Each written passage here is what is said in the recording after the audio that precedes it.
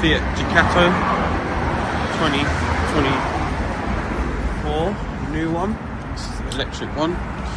It's coming for a mirror monitor and reversing camera. So here is the mirror monitor. We've mounted it in its factory location in replacement of its old normal mirror. And down here on the rear, at the very top, we have mounted a camera. If we go around to the front of the vehicle now, I'm simply going to start the vehicle up. And this is our unit. Obviously how it operates is once it goes into reverse, it will now display on the screen, which will be here.